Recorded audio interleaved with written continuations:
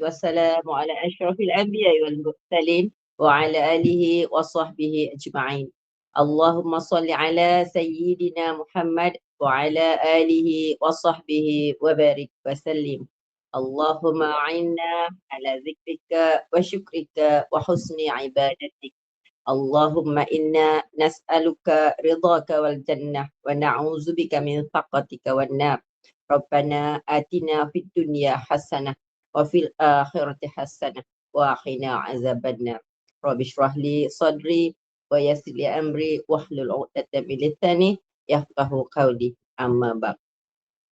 Assalamualaikum warahmatullahi wabarakatuh. Salam sejahtera, salam ukhuwah pada Al-Fadil, Ustaz dan semua jemaah yang dikasihi Allah. Dengan limpah rahmatnya dapat kita berkumpul dalam majlis ilmu pada pagi ini. Alhamdulillah, kuliah duha kita pagi ini adalah melalui saluran Google Meet Gemah Nur Iman yang dipimpin oleh Yang Berusaha Puan Pengerusi, Puan Rosniati binti Mansur dan seluruh AJK Gemah Nur Iman. Kuliah duha hari ini akan dipimpin oleh Yang Berbahagia Al-Fadil Ustaz Muhammad Aizuddin bin Kamaruzaman dengan pengajian kita hari ini, pengajian berkitab Hadis Qudsi.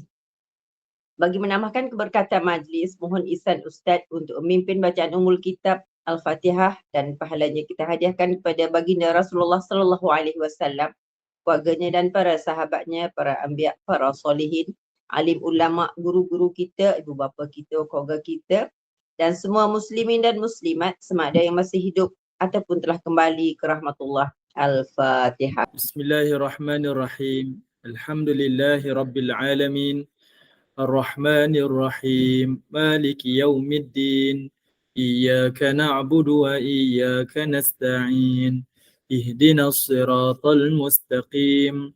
Siratal ladzina an'amta 'alaihim ghairil maghdubi 'alaihim waladdallin. Amin.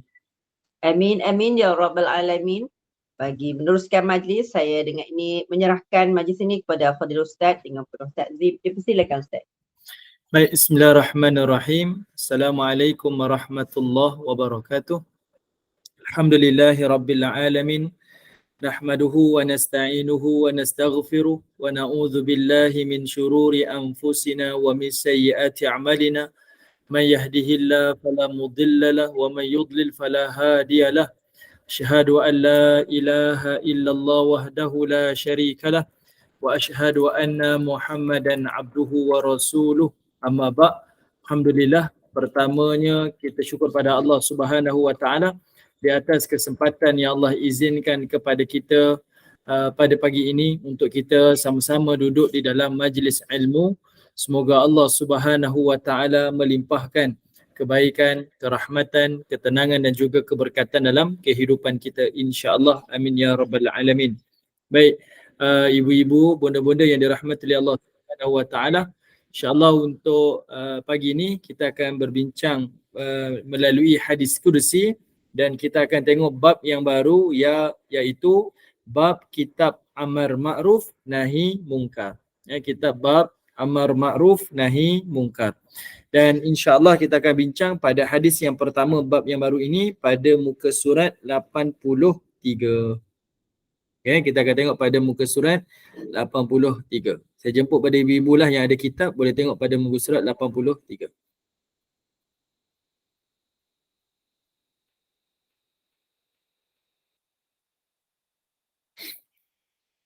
Baik, jumpa boleh? Okey, kalau jumpa dan dah bersedia, kita boleh bacalah hadis ni yang pertama. Baik, hadis pertama, hadis riwayat Ibnu Hibban. Hadis ni dengan sanad yang lemah. Okey, hadis ni dengan sanad yang lemah. Iaitu hadis daripada Aisyah, beliau berkata, dakhalan 'alan Nabi sallallahu alaihi wasallam. Nabi masuk ke rumahnya dan dia menemui aku. Nabi masuk ke rumah dan dia menemui aku, iaitu dakhala alayya Nabi. Nabi masuk ke rumah dan menemui aku, iaitu Aisyah. Fa'araftu fi wajhi an qad hadarahu syai'. Dan aku mengetahui di wajahnya ada sesuatu yang telah datang kepadanya, sesuatu yang telah hadir kepadanya. Perkataan syai'un di dalam hadis itu adalah merujuk kepada wahyu. Maksudnya Nabi SAW masuk ke rumah bertemu dengan Aisyah, melalui raut wajah Nabi tu Aisyah tahu dah yang mana wahyu baru je sampai kepada baginda Nabi SAW. Baru je wahyu sampai kepada baginda Nabi. Fatawadda. Lalu kata Aisyah, Nabi SAW pun berwudu. Wa ma kallama ahada. Dan Nabi tak bercakap-cakap pun dengan sesiapa pun. Nabi diam je. Lepas Nabi wudu, Nabi diam. Thumma kharaja. Lepas tu Nabi keluar. Okay, ni Aisyah ceritalah. Nak cerita tentang bab amar ma'ruf nahi munkar ni bab yang besar. Bab yang berat sebenarnya. Sehingga kan bila sampai je wahyu kepada Nabi, Nabi masuk ke rumah menemui Aisyah. Aisyah tengok wajah Nabi tu berubah. Kalau Nabi tersenyum mestilah dia cakap. Nabi tersenyum kan, dia ternampak wajah Nabi tu berubah. Seolah-olahnya macam ada benda yang Nabi fikirkan. Yang Nabi nak cakap tapi tak terluah. Lalu Nabi masuk ke rumah, Nabi berwuduk. Dan Nabi tak berbual dengan sesiapa pun. Fokusnya Nabi SAW kerana mungkin berat dan bebannya bab amar ma'ruf nahi munkar ni. Okay? Lepas Nabi berwuduk, Nabi tak cakap dengan sesiapa, kata Aisyah, thumma kharaja. Lalu Nabi pun keluar daripada rumahnya. Falasiqtu bil hujrah. Lalu kata Aisyah, aku pun bersandar di hujrah. Hujrah ni kan kita ada baca dalam Quran ada hujurat, kan surah Al-Hujurat. Surah Al-Hujurat itu adalah surah bilik-bilik. Sebab rumah-rumah Nabi SAW yang bersebelahan dengan Masjid Nabawi itu digelar sebagai hujurat. Rumah-rumah isteri Nabi itu namanya hujurat. Jadi hujurat, dia punya singular dia adalah hujrah. Okay, hujrah. Kalau saya buat gambar, saya tak canggih lah, saya tak teknologi nak lukis-lukis, nak bagi ibu-ibu nampak. Kalau kita tengok hujrah ni, dia kalau dalam rumah, dia ada beza di antara kamar dengan hujrah. Hujrah ni dia satu ruangan yang tidak ada bumbung. Kalau kamar bilik tu, dia bilik yang ada bumbung. Rumah yang ada bumbung. Kalau hari inilah kita punya gambaran, kawasan hujrah ni kawasan dalam rumah tapi bahagian ruang tamu. Dia open, public. Kalau orang bertamu pun duduk dekat situ. Tapi bila kawasan hujrah ni, dia kawasan privacy. Okay, jadi Aisyah kata aku duduk bersandar di hujrah. Maksudnya still lagi dia dalam rumah dia tetapi di kawasan yang terbuka lah. Itu masuk hujrah. Okay, hujrah. Dia bersandar di kawasan hujrah dia. Okay, di kawasan dalam rumah tapi public. Okay. Jadinya asma'u ma yaqulu, sebab aku nak dengar apa yang Nabi nak sabdakan. Dia nak gambarkan Aisyah ni nak dengar sebab dia nampak Nabi ni macam ada benda yang sangat memberi beban kepada dia. Apa benda yang Nabi nak sampaikan sebenarnya ni? Berat kat situlah. Lalu kata Aisyah, faqa'ada ala minbar. Maka Nabi SAW pun duduk di atas mimbar dia. Wa hamidallah. Dan Nabi SAW pun memuji Allah Ta'ala. Wa athna alaihi. Dan Nabi SAW pun bersyukur kepada Allah Subhanahu Wa Ta'ala. Thumma qala, lalu Nabi pun bersabda. Ini menunjukkan kepada kita mimbar ni bukan hanya untuk berkhutbah, bukan sahaja untuk memberikan khutbah hari raya, khutbah solat gerhana ataupun solat Jumaat. Tetapi khutbah ni boleh kita gunakan pada waktu-waktu kita ingin announce satu benda di dalam masjid, boleh gunakan. Contoh kalau hari ni kan di masjid ada meja kuliah, ada mimbar. Mimbar tu tak boleh nak diusik. Nak naik pun tak boleh. Melainkan khatib je boleh naik. Itu biasa kita kan. Tetapi sebenarnya mimbar ni boleh digunakan sebagai tempat untuk kita announce satu benda. Ada apa-apa maklumat, announce. Sebab dia duduk di tempat yang tinggi, orang boleh berikan perhatian. Jadinya kalau selepas ni lah, mungkin ada pihak masjid, pihak surau, dia nak buat satu pengumuman. Selalunya pengumuman sebelum solat Jumaat. Orang bagi pengumuman, kadang-kadang dia duduk dalam bilik Bilal. Contohlah, ni kalau di masjid saya lah, duduk dalam bilik Bilal. Kita tak nampak pun muka nazir ke imam yang bagi pengumuman. Kita dengar suara je. Dia tak rasa menarik perhatian. Melainkan kita naik atas mimbar, kita bercakap, automatik orang berikan perhatian. Yalah, cuba bayangkan. Khatib yang berkhutbah pun, makmum dekat bawah boleh tidur. Kan? Orang yang duduk kat atas pun kita duduk bawah boleh tidur. Apatah lagi kalau kita bagi pengumuman, kita tak nampak duduk dalam bilik. Sebab itu Nabi SAW, bila dia nak berucap, dia nak announce satu benda, Nabi dia akan duduk di atas mimbar tu supaya orang berikan perhatian kepada Nabi. Orang nampak Nabi dan orang boleh dengar ucapan yang keluar daripada mulut Nabi SAW. Itu kaedah yang Nabi gunakan lah. Baik, apa yang Nabi sebut waktu tu? Kata Nabi, ya ayyuhan nas, wahai manusia secara keseluruhannya. Innallaha tabaraka wa ta'ala yaqulu lakum. Kata Nabi SAW, wahai manusia, sesungguhnya Allah telah firmankan kepada kamu semua. Apa yang Allah firmankan? Kata Allah, muru bil ma'ruf wanhau 'anil munkar. Iaitu Allah perintahkan kepada kita supaya berbuat perkara yang makruf dan cegahlah kemungkaran.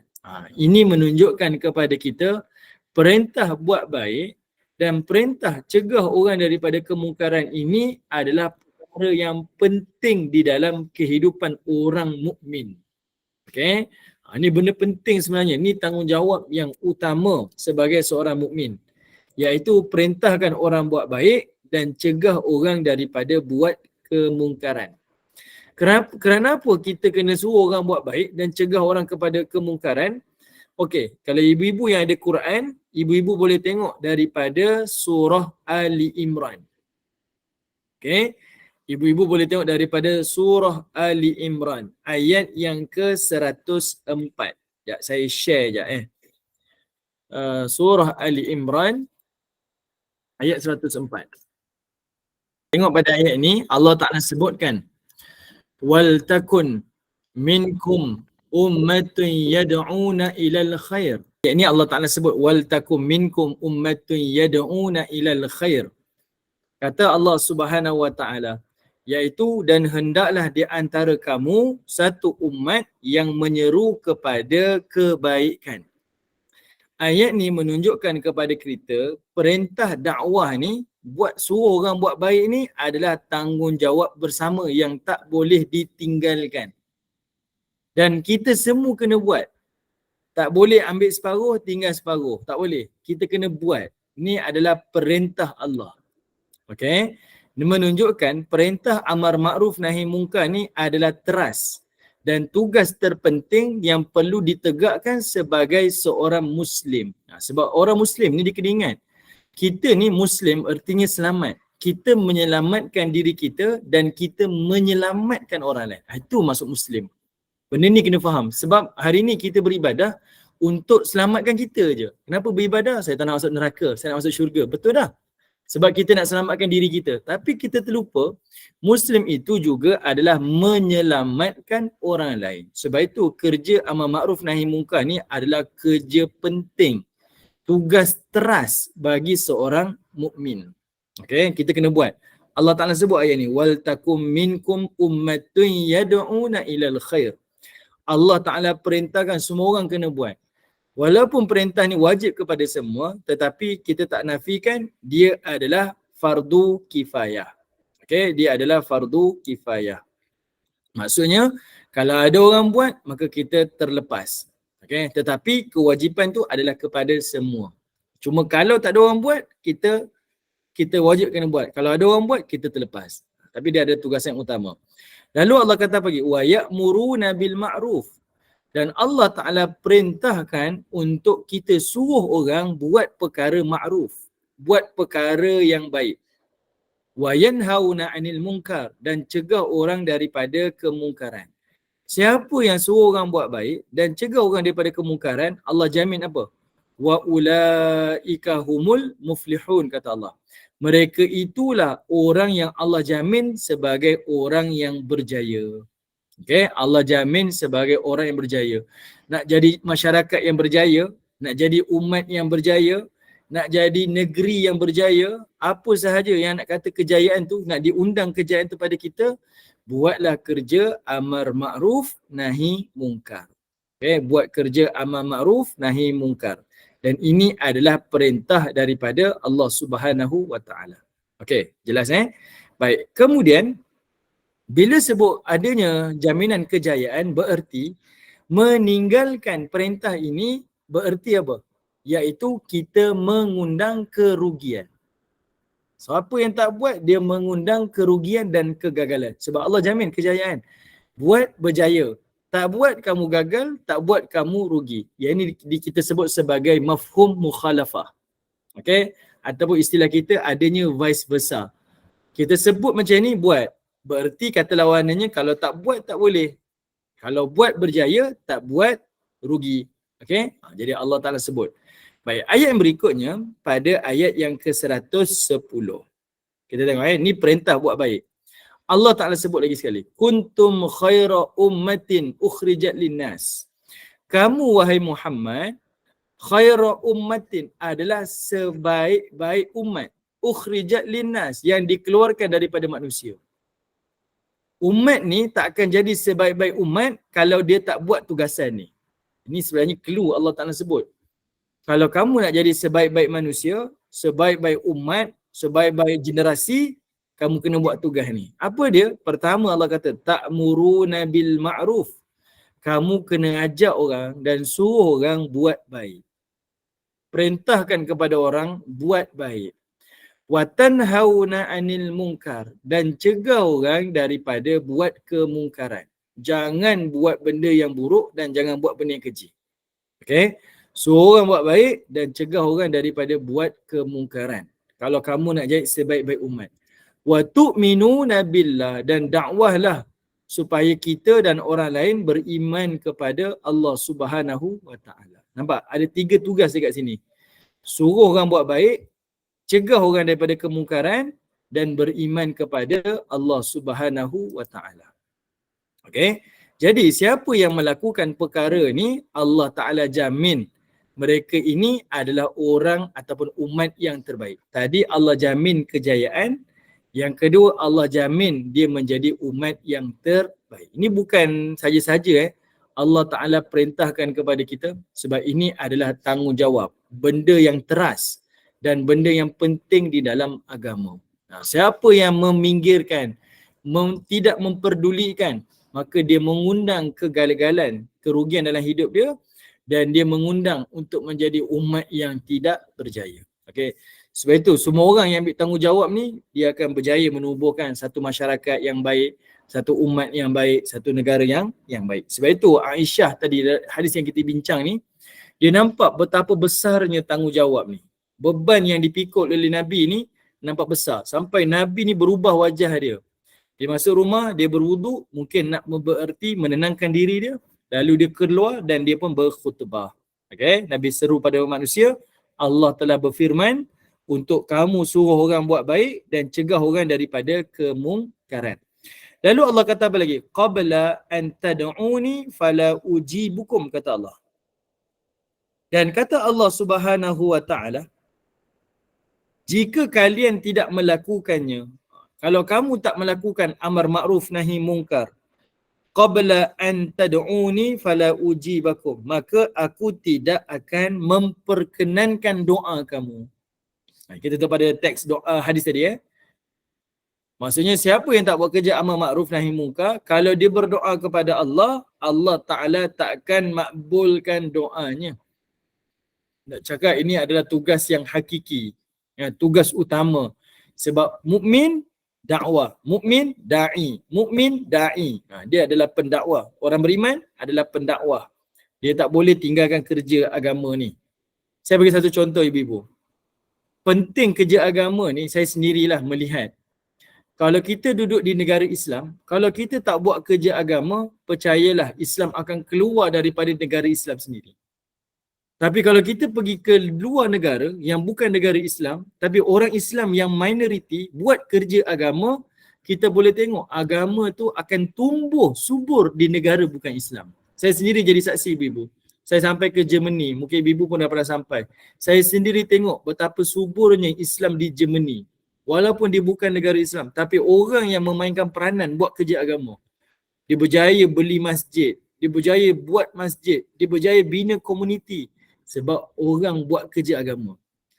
Kalau kita duduk negara Islam, tinggalkan kerja agama, agama takkan subur dekat negara ni.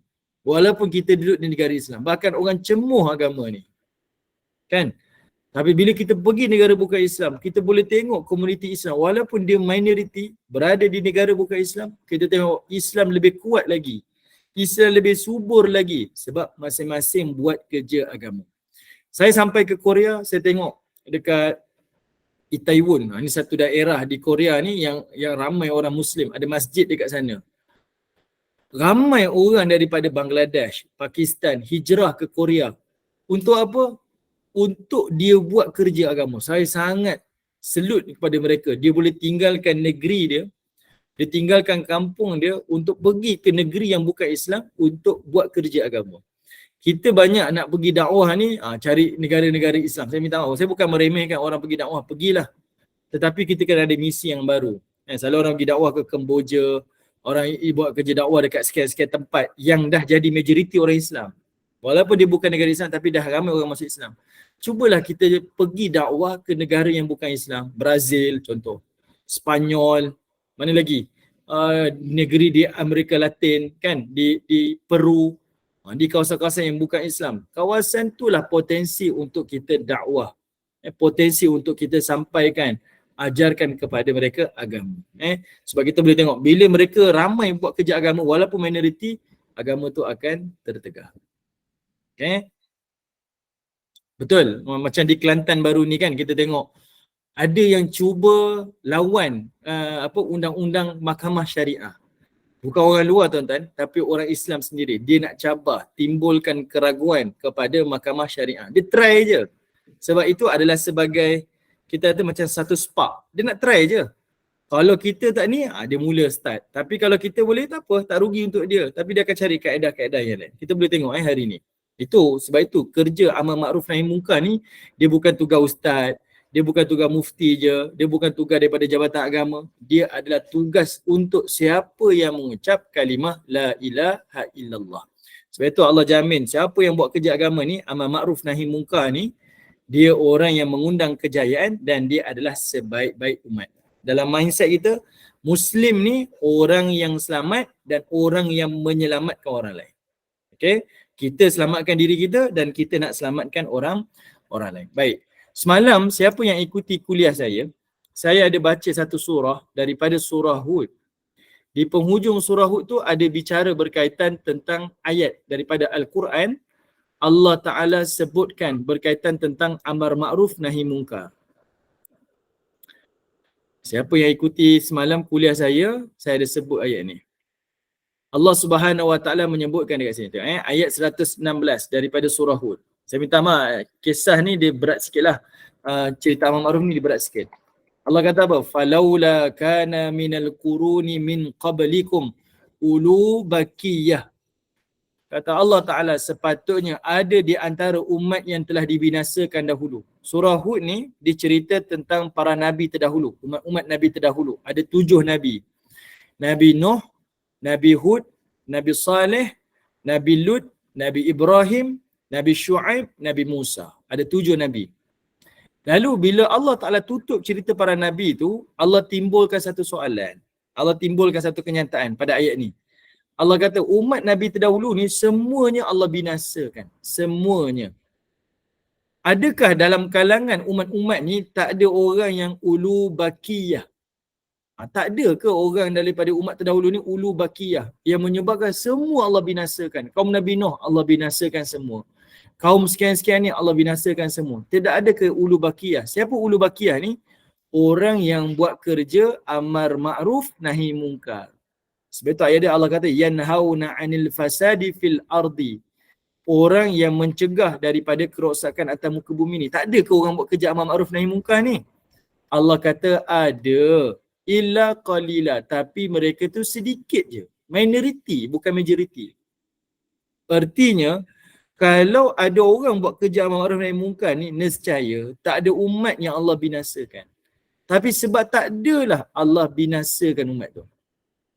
Nampak tak? Kesan besar kerja amar ma'ruf ni nahi munkar. Bahkan Allah kata, kalau ada yang buat kerja tu, yang cegah orang buat munkar, yang ajak orang buat baik, mimman anjayna minhum. nescaya kamilah yang akan selamatkan mereka. Kami yang selamatkan mereka. Nampak tak? Itu jaminan sebenarnya. Sebab itu kita dalam masyarakat ni memang kena buat kerja agama. Okay? Memang kita kena buat kerja agama. Dan buatlah mengikut kemampuan kita. Jangan kita ingat kerja agama ni satu medium sahaja. Macam mana medium yang kita kena buat? Mesti duduk kat masjid, ceramah. Ataupun kalau tabligh, kita kena pergi ke rumah. Tak. Kita kena luaskan skop dakwah ni. Kita main media sosial. Gunakan media sosial kita tu sebagai medium dakwah. Ibu-ibu suka share di status WhatsApp. Apa-apa kenyataan, apa-apa teks Al-Quran, sampaikan. Apa-apa yang kita dapat daripada kuliah-kuliah yang kita ikuti, sampaikan. Terima kasih Dr. Saadia melalui penulisan. Apa sahaja. Ada orang yang mungkin minat dari sudut buat grafik. Dia pandai design baju ke, dia pandai design itu, design ni. Gunakan kemampuan dia, buat baju yang ada mesej dakwah. Contoh, saya ada seorang sahabat ni, dia ni engineer, arkitek. Dia sembang dengan saya. Dia kata dia buat kerja agama melalui kerja dia. Saya kata macam mana dia buat kerja agama?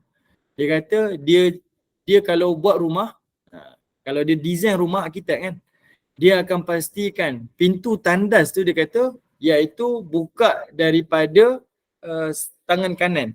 Kalau buka pintu tu, buka tangan kanan. Kalau dia buka pintu tandas tu belah kanan.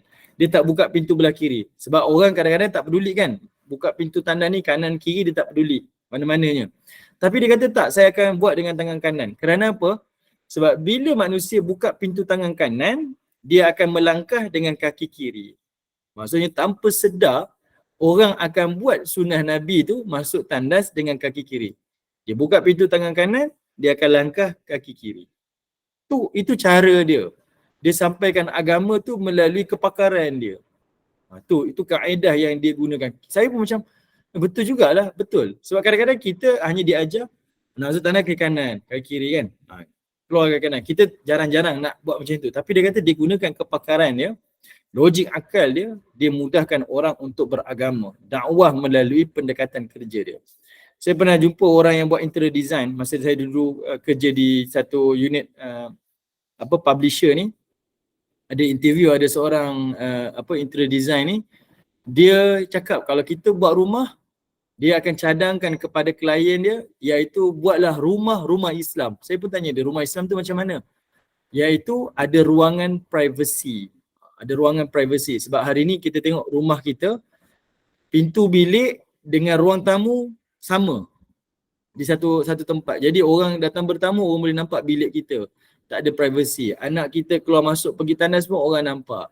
Jadi kalau dia ada kesempatan buat design tu, dia kata dia akan pastikan bab aurat ni terjaga. Nampak tak? Orang gunakan pendekatan dakwah melalui kaedah-kaedah tu.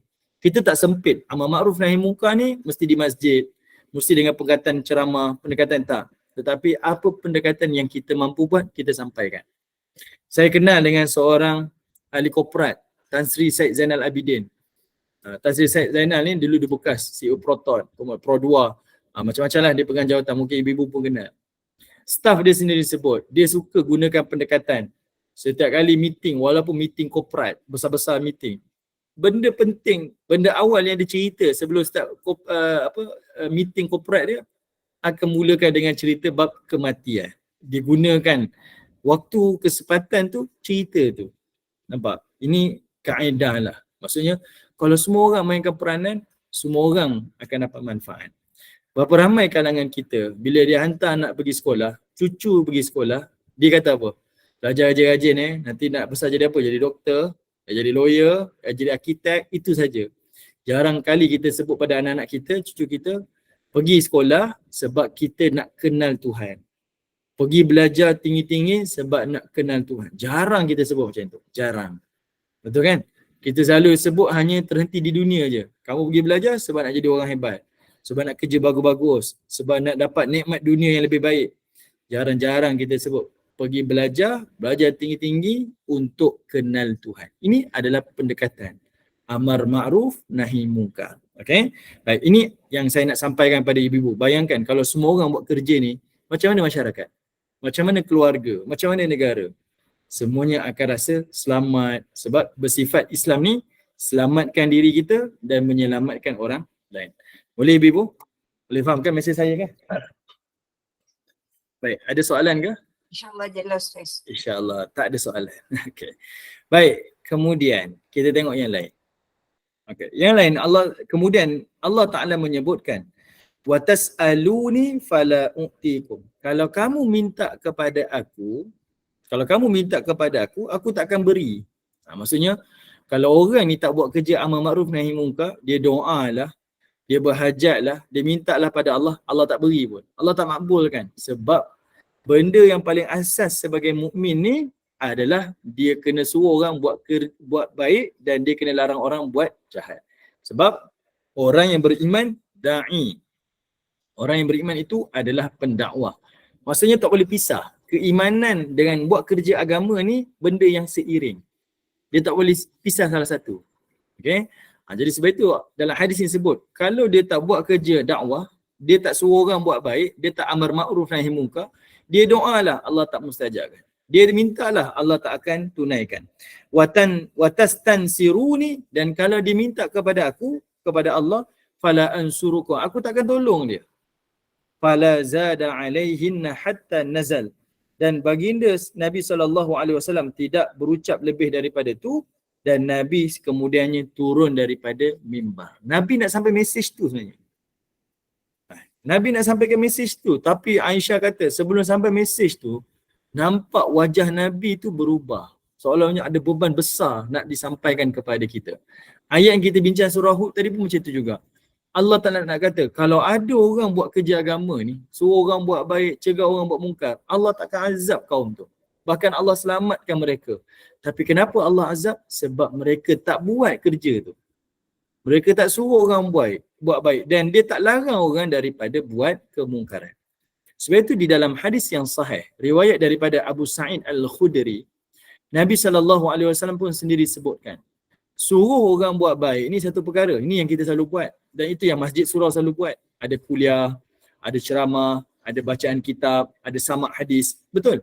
Tapi kita terlupa, cegah orang buat mungkar adalah perintah sebenarnya. Nampak orang buat kejahatan, larang. Itu adalah perintah. Itu adalah perintah. Sebab itu, suruh orang buat baik dan cegah orang buat mungkar ni benda yang kena buat seiring. Dia tak boleh pilih. Saya suruh orang buat baik je. Kamu nak buat jahat ni, tak apalah. Yang penting saya nak ajak orang buat baik je. Kalau cerita-cerita syurga je, tak ada cerita nak tak boleh. Dia kena seiring. Nabi sebut dalam hadis riwayat Imam Muslim, hadis yang masyhur, man ra'a minkum munkaran. Kata Nabi, kalau kamu nampak perkara mungkar, nak cerita pentingnya ni, kalau kamu nampak, fayughayyiruh biyadih, kamu tolonglah, halang dengan tangan kamu. Dengan kuasa kamu, dengan kedudukan kamu, dan apa sahaja kemampuan secara fizikal, halang, jangan bagi buat. Fa illam yastati', kalau kamu tak mampu dengan tenaga kamu, kuasa kamu, kemampuan kamu, fabilisani, kamu ubah dengan lidah kamu. Nasihat, halang dia dengan lisan kamu. Kita rasa tak puas hati, kita tulis surat, menulis ke ataupun bercakap lah, apa sahajalah dengan lisan kita. Fa illam yastati', dan kalau kita tak mampu juga, fa biqalbi, iaitu kita ubahlah maksiat itu dengan hati kita. Wa dzalika adhaful iman. Namun kalau kita gunakan hati, maksudnya kita tak redha, kita tak pernah setuju, maka itulah selemah-lemah iman. Okey, itulah selemah-lemah iman. Okey, ini menunjukkan kepada kita tuan-tuan yang dirahmati Allah Subhanahu Wa Taala, suruh orang buat baik satu perkara, cegah orang buat kejahatan pun satu perkara. Sebab ramai orang ajak orang buat baik tapi tak berani untuk cegah kemungkaran. Ada juga orang buat baik, buat mungkar dia sama-sama buat. Kalau saya sebut ni nanti takut orang terasa hati, tapi saya sebut je lah. Dia orang yang ajak orang buat baik, tapi konsert pun dia pergi juga. Dia tak cegah orang. Yang ni hiburan-hiburan ni kita tak boleh ni macam ni. Hiburan bercampur, duduk bercampur. Kadang sebab saya ada jugalah kenalan daripada grup-grup nasyid ni. Dia nyanyiannya mengajak kepada kebesaran Tuhan kan. Tapi majlis-majlis macam tu dia hadiri juga. Benda tu bercampur sebenarnya. Seolah-olahnya macam kita endorse. Oh, penyanyi-penyanyi nasyid pun join kita, okey lah kot. Dia macam satu endorsement daripada orang yang buat kerja agama ni. Sebab tu, buat baik dan cegah orang buat mungkar. Kita tak setuju dengan majlis yang bercampur bau kan. Sebab tu kita benda-benda macam tu jangan pergi dan jangan hampiri. Bila kita pergi, seolah-olahnya orang kata, boleh lah tu, dia pun pergi juga. Dia pun pergi majlis tu juga. Benda tu sebenarnya dilarang. Kita suruh orang buat baik dan kita jangan buat kemungkaran. Dan kita halang orang daripada buat kemungkaran. Jelas ke ibu-ibu? Maksudnya dua-dua tu kena seiring. Ada benda kita suruh, ada benda yang kita larang. Baik. Ibu-ibu yang dirahmati Allah Subhanahu Wa Taala. Ini hadis yang pertama. Okay, kita tengok pada hadis yang kedua. Sebenarnya, okay, kalau kita nak pergi karok ni tak sesuai ke? Dia macam ni sebenarnya. Kalau kita tengok di dalam mazhab Syafi'i dia sangat tegas dan dia sangat teliti. Mazhab Syafi'i ni dia tak membenarkan sebenarnya adanya hiburan. Dalam mazhab Syafi'i ni dia sangat tegas. Dia tak membenarkan sebenarnya adanya hiburan. Muzik-muzik ni tak dibenarkan. Kalau nak tengoklah ada sudut ketegasan. Tetapi di dalam pandangan ulama-ulama kontemporari ni seperti mana yang disebutkan oleh Dr. Yusuf Al-Qaradawi, dia lebih longgar. Mana-mana muzik yang tidak melalaikan, yang membawa mesej ketuhanan, maka diharuskan. Okey. Jadi kalau kita pergi ke karok ni, karaoke. Tempatnya bagaimana? Kita boleh nampak tempat tu memang saya tak buat apa-apa. Tapi saya lah melihat dari satu sudut yang lain lah. Kalau saya lihat karaoke ni kita kata tempat ruangan publik, ruangan keluarga. Tapi ada karaoke ni kita tengok dia gelap. Yang datang tu pula laki perempuan duduk bercampur yang bukan mahram. Kita pergi, kita memang tak buat apa-apa. Tapi kita pergi tu seolah-olahnya kita nak kata boleh sebenarnya pergi situ. Nampak tak? Kat situ sebenarnya ada pencegahan melalui perbuatan. Kita nak menampakkan sepatutnya kalau benda ni adalah kawasan yang family, sepatutnya kawasan tu okey. Tak ada maksiat yang berlaku, tidak ada pencampuran. Tak ada. Tapi benda tu hari ni macam mana? Kawasan tu lah kita kata, kalau orang hari ni lah kita kata karaoke macam mana? Pusat karaoke ni, orang nampak pusat karaoke ni tempat ada layanan seorang wanita kepada lelaki dan sebagainya. Jadi benda-benda tu yang sepatutnya kita elak-elakkan. Okay, kita elak-elakkan. Kalau kawasan tu jauh daripada fitnah, tak ada masalah. Tapi bila kawasan tu terpalit dengan fitnah, tinggalkan. Okay, tinggalkan. Sebab ia sebahagian daripada mencegah kemungkaran. Kalau kita pergi dengan tuduh-tuduh labu pergi kan, bukan saya kata tak boleh tetapi seolah-olahnya macam kita endorse. Melalui perbuatan kita orang kata, oh dia pun pergi juga, okey lah kot. Okey lah kot. Kita takut tu je orang jadikan kita ni sebagai teladan dia. Ustaz pun pergi karaoke, boleh lah kot. Kalau karaoke tu tak jadi terpalit dengan benda-benda yang tak boleh, negatif, tak apa. Tapi sebab terpalit tu. Okay, terpalit tu yang kita tak nak. Nak karaoke kat rumah, karaoke lah dengan keluarga kita kan. Tak ada masalah. Tapi janganlah sampai kita pergi tempat-tempat yang boleh mengundang perkara-perkara yang negatif. Terpalit dengan isu-isu negatif. Okey, baik. Kita tengok yang nombor 2 ni. Hadis yang kedua, hamba yang tidak melaksanakan nahi mungkar akan ditanyakan oleh Allah. Maksudnya, amal makruf nahi mungkar ni orang tahu. Suruh orang buat baik, orang boleh buat. Tetapi untuk cegah kemungkaran ni, ni benda yang agak sedikit ada cabaran dia. Dia bukan benda yang mudah. Sangat-sangat sukar. Sangat-sangat sukar. Contohlah. Bab kemungkaran ni bukan sekadar kita boleh sempitkan dengan hanya skop dosa.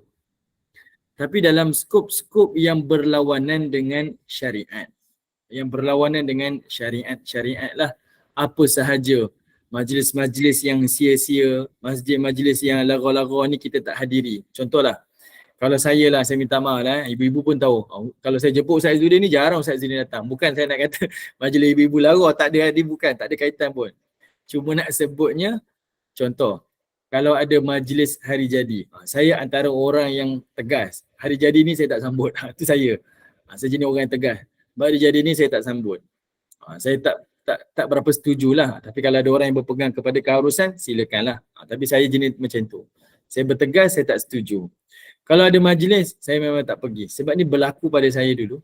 Ada satu majlis hari jadi ni, yang kita dulu okey je ada sambutan ni. Tapi bila kita datang, rupa-rupanya majlis tu macam-macam dia buat. Ada joget lambak lah, ada itulah, ada ni lah. Kita datang ni dengan pakai kopiah kan. Sebab yang buat ni saudara kita juga. Datanglah. Sekali kita datang, kita jadi macam orang asing. Orang tengok kita macam orang asing. Sebab kita datang dengan pakaian macam tu, dengan hanya kesebut ni majlis hari jadi. Rupa-rupanya hari jadi tu dia anak dia. Tapi majlis tu adalah majlis networking lah sebenarnya. Networking antara bapa dia dengan orang lain, partner-partner dia bisnes.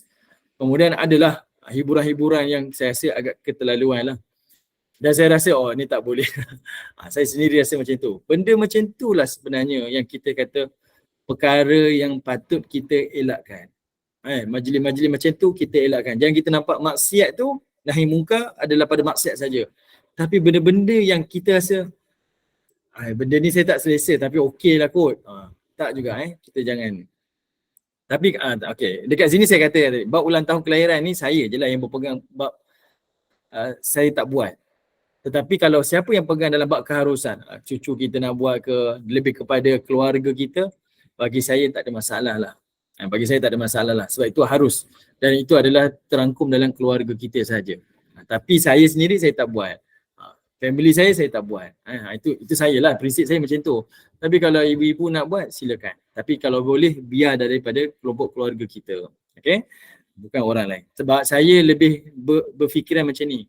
Hari ulang tahun kelahiran tu, sebaiknya kita didik anak cucu kita tu adalah hari dia appreciate ibu bapa dia. Bukan hari yang kita appreciate dia. Kita sambut dia sebab ni hari jadi dia. Seorang anak cucu ni dia tak tahu kenapa saya nak kena sambut. Dia tak buat apa-apa pun. Sepatutnya dialah yang kena raikan ibu bapa dia. Terima kasih Bu lahirkan saya. Susah lahirkan saya. Terima kasih ayah besarkan saya. Nafkahi keluarga ni. Sayang ibu saya. Sayang saya. Sepatutnya macam itulah. Itu saya punya sudut pandang lah. Orang lain saya tak tahulah. Tapi kalau nak sambut dari sudut keluarga, haruslah. Tak macam saya lah. Saya lebih berkeras lah. Sebab mungkin pengalaman saya sebelum ni. Okay. Baik, kalau nak doa-doa selamat, bolehlah sebab kita duduk dalam majlis keluarga kita, nak buat doa selamat untuk kebaikan keluarga kita, silakan. Tidak ada halangan. Tidak ada halangan. Okay? Sebab kita pun bila buat majlis tu, kita menyediakan makan, memberi makan pada ahli keluarga kita, itu sebahagian daripada perkara yang dianjurkan kan. Dan ia adalah sebahagian daripada sedekah. Sedekah kita kepada keluarga kita. Jadi nak buat doa selamat, waktu tu kita nak beramal mesra, hubungkan silaturahim, afdal. Itu afdal, silakan. Tidak ada masalah. Yang masalahnya bila kita mengisi majlis tu dengan perkara-perkara yang tak sepatut, yang itu yang tak dibenarkan. Yang itu yang ditegah. Okey? Baik. Sebab itu saya hantar surprise kepada kedua bapa saya. Tidak anak yang okey, tak salah lah. Tak salah sebab kita nak ucapkan terima kasih kepada ibu bapa kita. Bayangkan ibu-ibu, bayangkan ibu-ibu. Ibu-ibu yang melahirkan anak-anak. Bila hari kelahiran anak tu cakap dengan kita, terima kasih Bu lahirkan saya. Apa perasaan ibu? Ibu-ibu yang dengar ni, apa perasaan ibu? Anak tu kata terima kasih ibu sebab lahirkan saya. Hari kelahiran dia raikan kita. Dia bagi kita hadiah. Kita rasa apa? Kita sendiri rasa terharu. Kita rasa ya Allah. Itu antaranya. Contohlah anak saya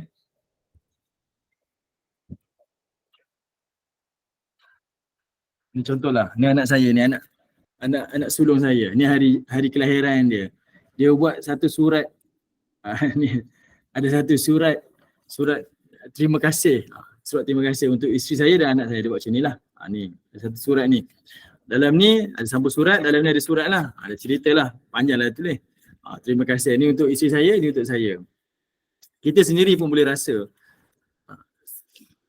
Kita bukan nak anak kita menghargai, bukan untuk dia membalas, tapi dia menghargai tu kita rasa macam berbaloi. Kita buat sesuatu tu membesarkan dia dengan amanah tu, dengan dia berucap terima kasih, kita rasa dihargai, disayangi oleh anak-anak kita. Yang itu maksud saya sebenarnya. Jadi bayangkan kalau ibu-ibu hari hari anak-anak tu, ulang tahun kelahiran dia, dia cakap kepada kita sebagai bapa, terima kasihlah Bu, terima kasih ayah sebab besarkan saya, lahirkan saya tahu rasa susah dia.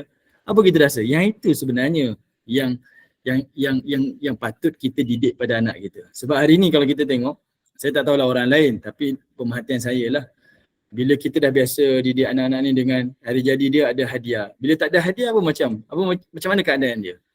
Kenapa tak ada hadiah? Kalau saya lah, siapa kamu nak dapat hadiah? Contohlah. Siapa kamu nak dapat hadiah? Ayah susah payah besar kamu. Hari jadi kamu nak hadiah lagi pula. Hadiah apa lagi? Contohlah. Itu kalau saya gurau dengan anak-anak, saya cakap macam itulah. Nak hadiah apa lagi? Awak yang ni sepatutnya bagi ayah hadiah, bukan awak dapat hadiah. Macam itulah. Okay? Baik, minta maaf lah. Ini saya punya pandangan lah, tapi tak tahulah orang lain. Tapi saya tak menafikan hukum dia adalah lebih kepada harus. Cuma saya je lah yang tak raikan. Okay, baik, kemudian daripada riwayat Ibnu Majah, hadis yang nombor 2 ni, daripada riwayat Ibnu Majah dan Ibnu Hibban, hadis ni bertaraf sahih, sanadnya sahih. Iaitu diriwayatkan daripada Abu Sa'id Al-Khudri. Kata Abu Sa'id Al-Khudri, sami'tu Rasulullah sallallahu alaihi wasallam yaqul, aku telah mendengar Nabi sallallahu alaihi wasallam telah bersabda, innallaha la yas'alul 'abdu yaumal qiyamah. Sesungguhnya Allah akan menyoal seorang hamba di hari kiamat. Hatta yaqulu, sehingga Allah akan berfirman. Allah akan tanya pada setiap manusia tu. Allah kata apa? Ma mana'aka id ra'aital munkara an tunkirah. Kata Allah Ta'ala, apakah yang menghalang engkau apabila engkau melihat kemungkaran dan engkau tidak mencegahnya? Allah tegur manusia tuan-tuan di hari akhirat. Okay? Allah tegur seorang hamba tu, wahai Izzuddin, dulu kamu nampak maksiat. Kamu nampak tak? Ya, saya nampak. Kenapa kamu tak cegah? Apa yang menghalang kamu daripada mencegah? Apa halang kamu? Kamu tak yakin ke tentang kebenaran yang kamu imani? Kamu tak yakin ke dengan tauhid yang kamu yakini? Kamu tak yakin ke tentang Rasul yang kamu ikuti? Kalau kamu yakin dengan kebenaran yang kamu imani dan ikuti Rasul yang kamu ikuti, nescaya kamu akan buat apa yang Allah suruh, apa yang baginda Nabi suruh. Tapi bila kita nampak kemungkaran tak buat, Allah akan soal, kenapa tak buat? Kenapa kamu tak buat? Okay? Lalu Allah kata, فَإِذَا لَقَّنَ اللَّهُ عَبْدًا حُجَّتَهُ. Kata Allah Subhanahu Wa Taala, apabila Allah membisikkan hujahnya kepada hambanya, lalu dia pun berkata, qala, hamba ni akan berkata, ya Rabbi, wahai Tuhanku, rajautuka. Dia kata, ya Allah, aku sangat mengharapkan pengharapan kepadamu. Aku sangat perlukan kamu ni. Maksudnya dia minta maaf kepada Allah Ta'ala lah. Kerana dia dulu nampak orang buat maksiat, dia tak cegah, dia tak halang. Okay? Jadi dia minta, ya Allah, aku harap sangat kepada engkau. Wa fi riwayat li Ibni Hibban. Dalam riwayat Ibnu Hibban, wathiqtu bika wa fariqtu minan nas. Dia kata apa? Orang yang nampak orang buat maksiat dulu kat dunia, lalu dia tak halang, dia kata, wahai Allah, aku percayakanmu, aku beriman kepada engkau. Tapi aku juga takut kepada manusia. Okay? Aku takut kepada manusia. Tak berani nak cegah kemungkaran. Tapi soalnya dekat sini, siapa yang tak buat nahi mungkar ni, Allah akan persoalkan. Allah akan tanya balik, kenapa dulu kamu tak cegah? Kenapa dulu kamu tak halang? Sebab itu tuan-tuan, kita boleh nampak lah. Bayangkan satu negara, satu negeri, satu masyarakat yang baik ni, dia datang daripada individu sebenarnya. Kalau individu tu halang orang daripada buat maksiat, percayalah, terlaksanalah tanggungjawab semua. Semua orang main peranan masing-masing. Macam kita lah. Kalau setiap rumah, sapu rumah dia, bersihkan rumah dia, adakah bandar tu jadi bersih? Bandar akan jadi bersih. Tak perlu susah-susah dah. Sebab semua orang mainkan peranan. Kalau semua orang tegakkan Islam dalam diri mereka dan keluarga mereka, tertegaklah Islam tu dalam masyarakat. Macam itulah. Kalau setiap orang Islam tu buat kerja amal makruf dan cegah daripada kemungkaran, maka tertegaklah amar makruf dan mencegah kemungkaran tu dalam masyarakat. Ini nak beritahu kepada kita, nak dapat negeri yang baik, masyarakat yang baik, dia bermula daripada sifat individu. Sebab itu amar makruf nahi mungkar, dia adalah perkara trust. perkara yang penting dalam masyarakat. Okey, baik, saya berhenti dekat sini Ibu. Sepatutnya kita 11 suku kita berhenti kan. Saya awal sikit minta maaf lah. Saya nak buka soalan kalau ada soalan. Sebab saya perlu beredar awal hari ini, ada tugas. Dan saya sengaja tinggalkan satu lagi hadis sebab saya nak bincang kepada ibu-ibu macam mana kaedah amar ma'ruf dan macam mana kaedah nahi mungkar dan macam mana yang Nabi buat. Kaedah-kaedah yang Nabi buat. Ini perbincangan yang ambil masa sikit. Kita akan bincang definisi amar ma'ruf nahi mungkar. Kemudian kita bincang macam mana kita nak laksanakan amar ma'ruf dan macam mana kita nak laksanakan nahi mungkar. Ini saya nak bincang pada ibu-ibu. Ada 3 perkara pada pertemuan yang akan datang. Okey? Baik, saya berhenti dekat sini. Saya serahkan kepada Bonda N. Bonda N. Silakan Bonda. Alhamdulillah.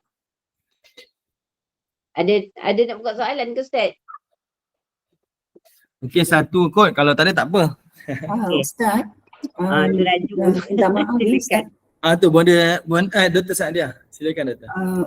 Ustaz, saya ni kadang-kadang saya rasa macam diri saya ni macam bersalah, saya rasa macam berdosa. Hilanglah. Adakah ulang saya balik ini Dr. tak? Ulang balik Dr. terputus.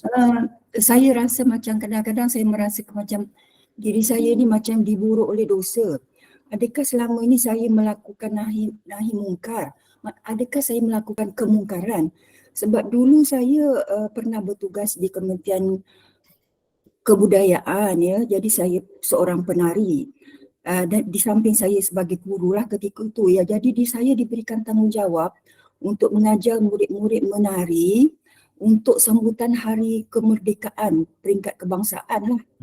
Adakah saya melakukan dosa? Sebab kadang-kadang Ustaz pernah bercakap dekat saya ya. Saya mengajar murid menari ni macam seolah-olah saya mengajar kemungkaran kepada murid-murid saya. Sedangkan pada saya, kalau saya tak mengajar tarian tradisional ni, maka akan melonjaklah budaya rock, budaya yang apa saya nak kata tidak ada kemelayuan di situ. Adakah saya ni tergolong daripada orang yang melakukan kemungkaran Ustaz? Sebab saya rasa macam saya berdosa lah.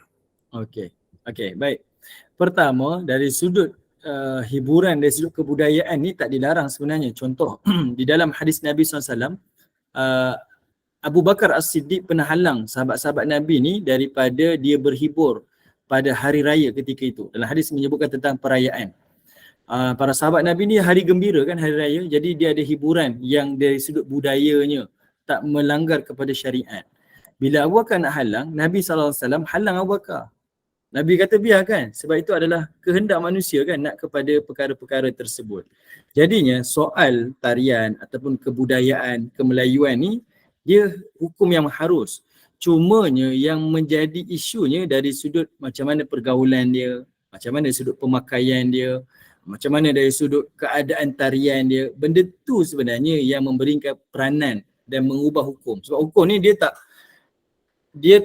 kita kata kalau hukum secara qat'i, babi tu haram lah. Tapi selagi mana dia tak ada yang qat'i, yang tak disebutkan haram dia, maka hukum tu berubah. Okay, so, sebab itu dalam bangsa Arab pun dia ada tarian. Bila ada perayaan dia ada tarian. Bila ada perkahwinan dia ada tarian dia. Okay, adakah benda tu dilarang? Tak, dia adalah harus. Cuma menjadikan dia haram, tengok pencampuran macam mana, pakaian dia macam mana, yang itulah. Kalau kita ada nilai agama, nak buat kerja amar ma'ruf nahi mungkar, kita duduk di tempat tu, kita ambillah tanggungjawab dan lihatlah sebagai potensi untuk jadi pahala. Kita ubah. Kita letakkan elemen agama, kita asingkan apa sahajalah kaedah. Kita gunakan pendekatan-pendekatan yang membawa nilai-nilai agama, yang menjadikan dakwah. Nak menari ni boleh, nak kekalkan kebudayaan Melayu boleh. Tapi ada kaedah dia. Macam ni tak boleh, macam ni boleh. Kita letakkan dia punya guideline dia, garis panduan dia, yang dibenarkan dan yang tak dibenarkan. Itu jelas yang saya boleh nasihatkan lah. Okay. Sebab dari sudut hukum, ia tetap harus. Okay. Sebab banyak bangsa menjadikan itu sebagai satu kebudayaan. Tetapi cara kita mengisi benda tu yang perlu diperbetulkan.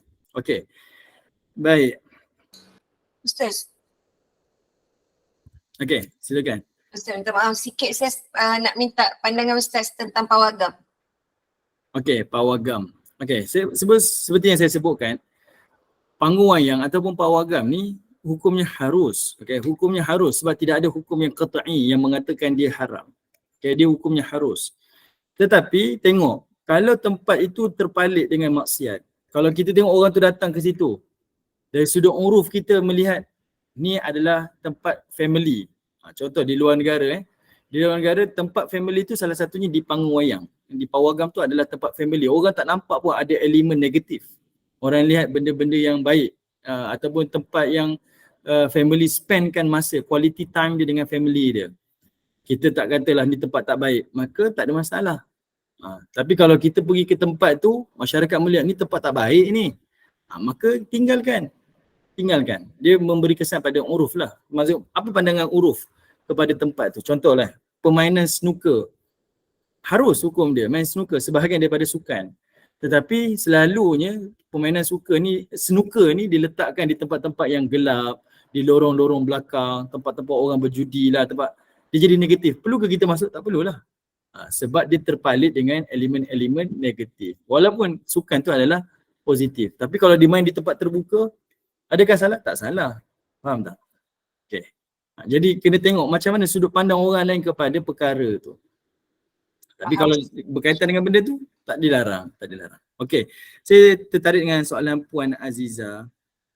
Pelajaran hadis kursi tapi yang dibincangkan hadis lemah. Ataupun hadis syahid atau yang sebagainya. Macam mana nak fahamkan peringkat hadis? Okey, yang ni bab teknikal. Okey. Hadis kursi ni yang kita bincang dalam majlis kita ni, saya lebih kepada sama' hadis, iaitu majlis mendengar hadis-hadis Nabi. Kita nak dekatkan masyarakat ni dengan hadis-hadis Nabi. Selalu kita dengar saja tafsiran Quran. Selalu kita hanya dengar saja amalan-amalan sekian, tapi jarang-jarang kita bincang hadis yang sebut macam ni, hadis sebut macam ni. Sebab kita nak dengar daripada butir yang keluar daripada mulut Nabi tentang hadis-hadis Nabi SAW. Tapi kalau nak bincang tentang hadis sahih, hadis hasan, hadis daif, hadis matru, hadis maudha, hadis ahad, hadis yang ni, ini lebih pada teknikal lah. Teknikal ni perbincangan yang kita kena pelajari dalam kelas-kelas yang formal, berbincang berkaitan tentang hadis. Nanti kita akan bincang juga berkaitan tentang macam mana hadis ni boleh berubah status dia kerana perawi-perawi dia. Perawi ni siqah, perawi ni adalah matruk, perawi ni adalah kadhib, macam-macam kategori. Ini perbincangan ilmu hadis secara teknikal. Okay? Tapi kalau dalam bentuk umum ni, kita dalam metod kita kata iaitu sama' hadis, iaitu majlis mendengar hadis. Daripada kita dengar hadis ni, lalu kita pelajari nilai-nilai ataupun panduan-panduan yang disebutkan oleh baginda Nabi SAW. Sebab itu, perbincangan hadis ni, yang dalam kategori kitab ni, saya tak membawa hadis-hadis hukum. Okay, hadis-hadis hukum ni memerlukan kepada kepakaran. Orang-orang yang mahir dalam ilmu usul, dibincanglah. Tapi bincangan hadis-hadis kita ni, hadis-hadis yang menjadi panduan, tarbiyah, petunjuk di dalam kehidupan kita. Okay, jadi kita bahagikanlah pengajian hadis ni. Saya tak bincang bab-bab teknikal tu, itu lebih pada orang yang lebih layak lah. Wallahualam. Ustaz, kesimpulannya masuk dalam majlis hadis ni, selagi perkara tu perkara yang memberi kebaikan dan manfaat, kita boleh mendengar dan stay, Ustaz kan. Maksudnya kita boleh belajar lah benda tu. Cumanya sekarang ni saya macam ni, saya sendiri pun di kalangan sahabat-sahabat suka point tentang level hadis tu. So saya pun bukan orang yang tepat lah nak bercakap macam Ustaz cakap tadi. Pada saya, selagi saya masuk kelas tu, ada kebaikan yang saya boleh ambil, saya akan duduk dan ambil lah mutiaranya. Cumanya dia pun lebih fokus pada bila dengar hadis ni lemah, hadis ni bukan hadis sahih, terus macam menghentam. Okey, baik-baik. Sebenarnya memang pengajian hadis ni penting untuk kita tahu status tu. Sebab daripada status tu lah kita boleh berpegang kepada hadis tu ataupun kita meninggalkannya. Penting untuk tahu sebenarnya. Kita bukan nak, kalau kita belajar ilmu hadis, sebab ilmu hadis ni iaitu kalam Nabi, ucapan Nabi. Dan kita boleh bayangkan ucapan manusia ni berubah. Orang yang membawa mulut kita ni boleh berubah mesej. Sebab itu penting ada status ni. Sebab ulama-ulama selepas tu memang amanah. Sahabat Nabi amanah. Apa yang Nabi sebut itulah yang dia sebut. Dia tak kata au kama qal, macam ni Nabi sebut, tak ada. Word by word yang Nabi sebut itulah yang dia sebut, punya amanah. Jadi ulama-ulama selepas tu dia letakkan amanah tu dari sudut perawi ni dengan perawi ni, perawi ni dengan perawi ni, untuk menjaga autentik kesahihan ucapan Nabi tu. Jadi bila kita dengar orang letakkan status ni, janganlah kita kata oh dia seolah-olahnya macam nak ni. Tak, sebenarnya itu amanah sebenarnya. Itu amanah. Cuba bayangkan, benda yang kita tak sebut, orang kata saya sebut.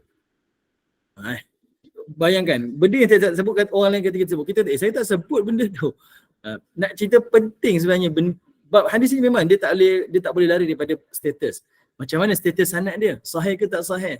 Sebab kalau kita pelajari dari sudut hukum, hadis-hadis yang nak dijadikan hukum tu mestilah hadis-hadis yang ada taraf dia. Status dia mesti sahih. Status dia mesti hasan. Hadis-hadis yang tak boleh ni tak boleh digunakan sebagai hujah. Dalam beramal dia lembut sikit. Hadis-hadis yang dhaif boleh dijadikan hujah. Jadi pembawaan dan penyampaian itulah penting sebenarnya. Okay? Melainkan kalau yang menyampaikan tu memang dia nak hentam, itu saya tak boleh katalah. Tapi kita bersifat untuk educate masyarakat, untuk masyarakat dekat dengan hadis-hadis Nabi SAW. Itu je saya punya ni. Tapi minta maaf lah kalau ada tersalah kata ke, terhentam ke, minta maaf lah. Kadang-kadang sebut, oh ni hadis sahih ni tak sahih. Bukan saya hentam lah. Tapi itu sebenarnya amanah kita kepada hadis-hadis Nabi SAW. InsyaAllah saya. Okey, baik ibu-ibu, saya minta maaf. Saya terpaksa nak beransur awal. Okey. Jadi Ustaz, hari ni hari Jumaat. Tak ada imam ke? Ya, betul. Okey, mari kita tutup majlis.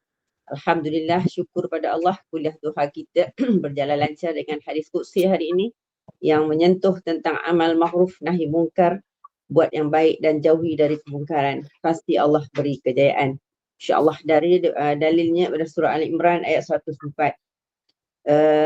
Tugas berdakwah ini adalah kerja-kerja agama ini adalah tanggungjawab kita semua, dan menyerulah kepada kebaikan dan melaranglah kepada kejahatan. Dan dua perkara itu adalah seiring di dalam kita berdakwah. Moga hadis hari ini menjedarkan kita tentang tanggungjawab dakwah yang diperintahkan Allah kepada kita semua. Moga syarah hari ini menambahkan ilmu pengetahuan dan memberi manfaat pada semua jemaah. Amalkan setiap yang diajar. InsyaAllah ada balasan yang baik daripada Allah. Terima kasih Ustaz atas ilmu yang telah disampaikan. Terima kasih kepada semua jemaah yang istiqamah duduk dalam majlis ilmu hari ini. Saya mewakili Gubernur Iman, mohon maaf anda ada sebab kekurangan dalam majlis kita ini. Segala yang baik itu daripada Allah dan guru itu adalah daripada kekurangan kami sendiri. Kita jumpa lagi pada kuliah asar petang nanti insyaAllah. Bagi menutup majlis, mohon Ustaz bacakan doa penutup, tazkiyah kafarah dan soal as, dan saya akhiri dengan wabillahi taufiq wal hidayah. Wassalamualaikum warahmatullahi wabarakatuh. Silakan Ustaz. Bismillahirrahmanirrahim. Subhanallah wa bihamdi, subhanakallah wa bihamdika, asyhadu an la ilaha illa anta wa astaghfiruka wa atubu ilaik. Subhana rabbika rabbil izzati amma yasifun wa salamun alal mursalin walhamdulillahi rabbil alamin. Wal asr innal insana lafi khusr illa alladhina amanu wa amilus salihat wa tawassaw bil haqq wa tawassaw bis sabr walhamdulillahi rabbil alamin. Terima kasih semua. Assalamualaikum warahmatullahi wabarakatuh.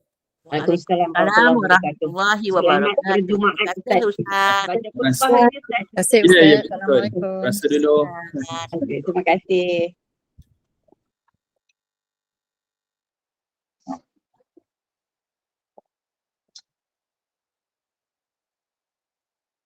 Nah, Bonda keluar dulu nak masak. Assalamualaikum warahmatullahi wabarakatuh.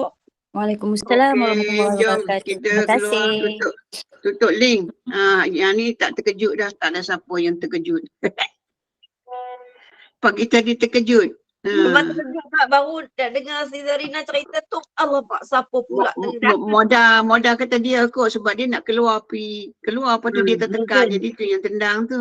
Saya baru duduk tengah Zarina nak cerita-cerita tu tak dah habis lagi. Sorry lah. Sebab tangan tu memang tak usik ke ni pun. Lepas tu tiba-tiba puk. Tu Zarina call saya. Dia kata cikgu. Saya pun tak tahu siapa yang tendang. Tak suka lah tutup ni. Kesian jemaah baru nak bercerita. Ini bukan saya. Saya tengah on the phone. Tengah bergayut. Moda kata mungkin dia lah sebab dia ada nak keluar dia memang dia tekan. Sebab nak keluar ni pun bukan saja boleh keluar macam tu, kita kena tekan sama ada you nak keluar seorang ke nak Tekan keluar 2 ramai. kali. Dia kena pilih, dia kena ada 2 option. Mula-mula Bukan tekan boleh merah, saja lepas tu baru tiba-tiba tekan kiri tangan ke atau kita kanan. sentuh. Betul? Yalah, bukan sentuh skrin dia off. Dia kena Bukan tekan macam angkat dan tangan. kena pilih pula nak pilih yang nak yang mana. Dia kata saya tahu sip betul-betul kata habis terlentang betul pelantin. Allah. Masalah tu. Saya pula slowkan volume jadi saya tak dengar. Oh dah habis lah kot. Okey saya macam tu. Sekali rupanya ada orang borak rupanya. Zarina pun terus call saya nak cerita menantu dia tu. Teruja lah sikit pasal dapat tahu anak dia mengandung. Jadi kita pun tak boleh dengar. Betul. Tiba-tiba hilang. Data kita ada doa-doa dekat doa khusus hari Khamis tu kan. Alhamdulillah. Saya yang tadi tu saya dah offkan screen. Saya tak tahu macam mana screen saya boleh on balik. Ada hantu. Nak lepas tu ni. Tangan tu kan. Kadang-kadang kita tertekan apa-apa. Mungkin Saya letak dalam beg. ni mesti tersentuh tu kata. Tu Ina kata, mesti orang yang berjalan ni. Sebab saya pun tak sentuh. Saya kata ni mesti ni Intan ke Mira yang duduk di luar ni. Yang tu. Sebab benda tu jadi dia bergerak ni dia kata admin ni yang punya hal ni. Saya keluar admin saya masuk nama sendiri. Tu saya kata ni mesti Intan lah ni dalam bas bergerak. Memang saya mengaku tu saya. Saya tak ada mungkin ke tak ke saya memang tu saya. Kan sebabnya ustaz tu berhenti. Kejap ustaz tu berhenti. Bila saya admit orang, kalau saya terlambat sikit, nama tu hilang, lepas tu saya tertekan unmute. Alamak, saya tekan mute balik. Asyik apa benda ni? Sebab saya tekan guna on the go punya screen.